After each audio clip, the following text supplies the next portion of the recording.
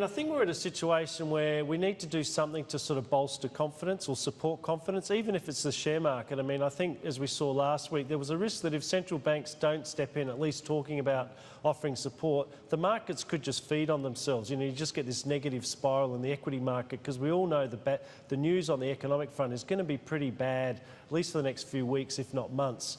And so the Fed and the RBA are just putting grain in the machine, the sand in the machine, to sort of at least give people who want to short the market and slam the market something to think about. So if anything, it may not stop the market declines, but it may sort of slow the market declines.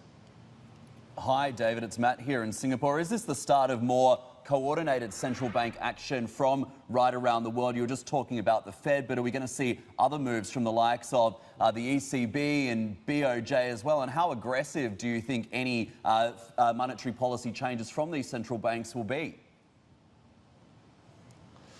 Yeah, look, I think we will. Obviously the problem around the world is that many central banks already have interest rates at like zero, and I think the evidence from Japan and Europe is that negative interest rates aren't that helpful. what they probably will announce is some renewed quantitative easing, buying up debt.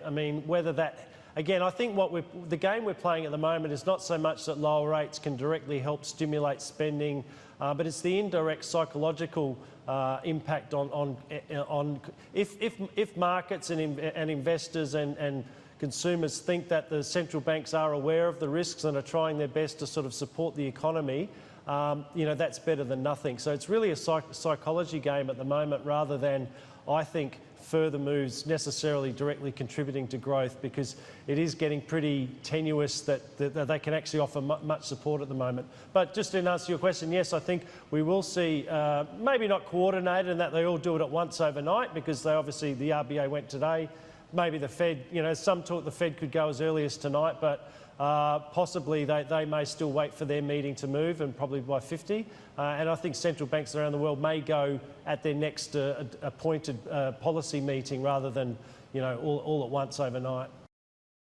Hey everybody, it's Hadley Gamble from our new CNBC Middle East Bureau in Abu Dhabi. Thanks for stopping by. Now, to watch more, you can try one of the videos that just popped up on your screen. And don't forget to subscribe.